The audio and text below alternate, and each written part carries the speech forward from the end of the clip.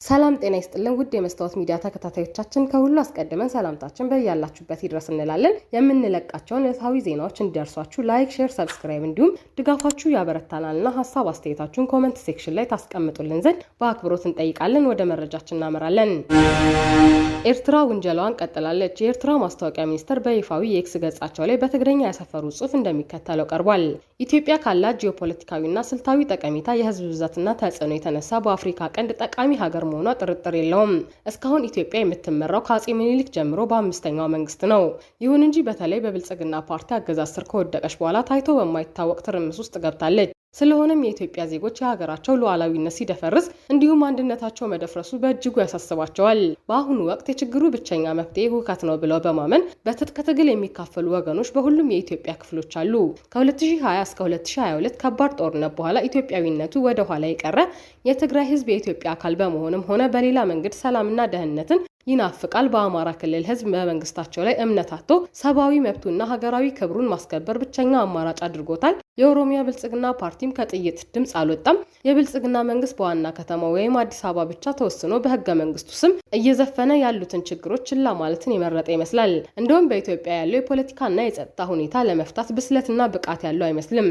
ኢትዮጵያውያን በመንግስታቸው ጅልነት እንዲህ ያለ ያልተረጋጋ አካባቢ መጋፈጣቸው በእውነት ያሳዝናል። በኢትዮጵያ ያለው የፖለቲካና የጸጥታ ሁኔታ በተፈጥሮ ለዜጎቿ ብቻ ሳይሆን ለመላው የአፍሪካ ህዝብና ከዚያ እስከ የኢትዮጵያ ዳር ድንበር ድረስ አሳሳቢ ነው። በአራት መንግስታት በምኒልክ፣ በኃይለ ሥላሴ፣ በደርግና በኢህአዴግ ሉዓላዊነቷና አንድነቷን ያስጠበቀችው የኢትዮጵያ ጂኦፖለቲካል ቅርጽ አሁን ላይ ያለው ሁኔታ ብዙዎችን ያሳስባቸዋል ይላል። የኤርትራ ማስታወቂያ ሚኒስቴር ኢትዮጵያን በተመለከተ ተመሳሳይ ትንተና እንደሚያቀርብና ቀጣይነት እንዳለው ገልጿል። መንግስት ሰሞኑን ኤርትራ እያራመደች ያለውን ተከታታይ ዘለፋ በተመለከተ ምላሽ ከመስጠት ተቆጥቧል። ወደ ቀጣይ መረጃችን ስናመራ ህወሓት የተፈናቀሉ ወገኖቻችንን ወደ ቀያቸው ለመመለስ የነዳጅ የሸቀጥና የቱሪስት ጉዞ እገዳ ሊነሳ ይገባል ሲል መልእክት አስተላልፏል። የተፈናቀሉ ወገኖቻችን የኢትዮጵያ መንግስት የገባውን ውል ባለመፈጸሙ ምክንያት ወደ ቀያቸው ሊመለሱ አልቻሉም። ህወሓትና የትግራይ ህዝብ ላለፉት 4 ክረምት በብርድ በረሃብና በስቃይ እየተሰቃየ ያለው ህዝብ አፋጣኝ መፍትሄ እንዲሰጠው የኢትዮጵያ መንግስት ተደራዳሪ አካላትና ዓለም አቀፍ ማህበረሰብ በተደጋጋሚ ተማጽነዋል። ነገር ግን የኢትዮጵያ መንግስት በየዕለቱ እየሞተ ያለውን ህዝባችንን ለመታደግ የገባውን ቃል ከመፈጸም ይልቅ በተፈናቀሉት ወገኖቻችን ላይ ሌላ የፖለቲካ ቁማር በመጫወት በአሮጌና አዲስ በተቀጠሩ ካድሬዎች አማካኝነት እየሰራ ነው ብሏል። የኢትዮጵያ መንግስት ያስተላለፋቸውን የነዳጅ የሸቀጥና የቱሪስት ጉዞ እገዳ ማዕቀቦችን በአስቸኳይ በማረም የፕሪቶሪያ ስምምነትን በማክበር ስምምነቱን ለማስቀጠል አወንታዊ ግዴታውን ሊወጣ ይገባል ብለን እናምናለን ብሏል። በሌላ መረጃችን ሞዴል ቀነኒ አዱኛ ከዚህ ዓለም በሞት ከተለየች 2 ወር ከ2 ሳምንት ሆኗታል። ቀነኒ አዱኛን አስመልክቶ ተቀጥሮ የነበረው ችሎት በፍርድ ቤት ተካሂዷል። ፍርድ ቤቱ ትላንት በያዘው ቀጠሮ መሰረትም አቃቢ ህግ ባቀረበው ጥያቄ መሰረት ለተጨማሪ 8 ቀናት ቀጠሮ ሰጥቷል። ይህ ማለት አቃቢ ህግ በተጠርጣሪው ላይ ክስ ይመሰርታል ወይስ አይመሰርትም የሚለው ውሳኔ ለቀጣዩ ቀጠሮ ተላልፏል።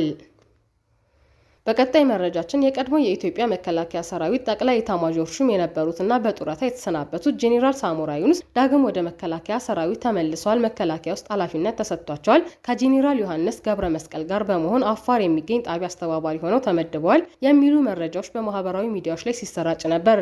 በሌላ በኩል ደግሞ ከጤናቸው ጋር በተያያዘ ምንጫቸው ያልታወቀና ያልተረጋገጡ መረጃዎችም ሲሰራጩ ነበር።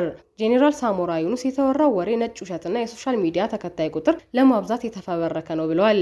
በመከላከያ የተሰጠኝ ኃላፊነት የለም፣ ትግራይ ላይ የእርስ በርስ ጦርነት እንዳይፈጠር እንጂ እንዲፈጠር የሚሰራ ሞራል የለኝም ሲሉ ተናግረዋል። ጄኔራሉ የጤና ሁኔታቸውን በተመለከተም ጤናዬ ሙሉ ነው፣ ለማረጋገጥ ከተፈለገ ሁሌ ስፖርት በማዘወትርበት ቦታ ወይም አዲስ አበባ መጥቶ ማረጋገጥ ይቻላል ሲሉ ገልጸዋል። በመጨረሻም በሳውዲ አረቢያ የሞት ፍርድ የተፈረደባቸው ኢትዮጵያውያን ከአረፋ በዓል በፊት ፍርዱ ይፈጸማል ተባለ።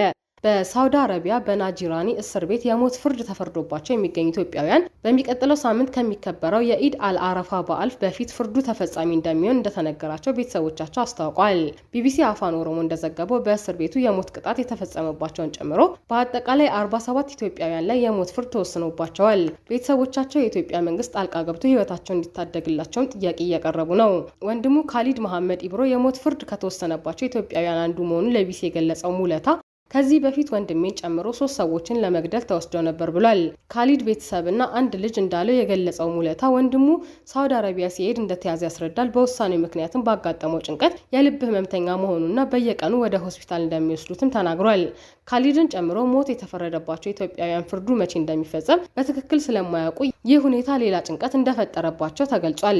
ምንጩ አክሎም ከእስር ቤቱ አስተዳደር ውስጥ ከሳሂባ ኪያ ከምትባል ሰው የሞት ፍርዱን አፈጻጸም በተመለከተ ሚስጥራዊ መረጃ ማግኘቱን ጠቁሟል። ከሀገሪቱ ንጉስ ጽሕፈት ቤት የወጣው የትዕዛዝ ደብዳቤ ሞት የተፈረደባቸው ሁሉም ሰዎች ከኢድ አል-አድሃ አረፋ በፊት እንደሚፈጸም እንደሚያሳይ መረጃው ያመለክታል። ለዛሬ ያዝንላቸውን ርዕሰ ጉዳዮች እዚህ ላይ ቋጨ። እናንተ የምትሰጡን ድጋፍ ያበረታናልና ላይክ፣ ሼር፣ ሰብስክራይብ በሀሳብ መስጫ ሳጥናችን ውስጥ ደግሞ ኮመንት በማድረግ ለቻናላችን ድጋፋችሁን መግለጽ እንዳዘነጉ እያልን ከሌሎች መረጃዎች ጋር ደግመን እስከምንገናኝ ሰላም ሁኑ።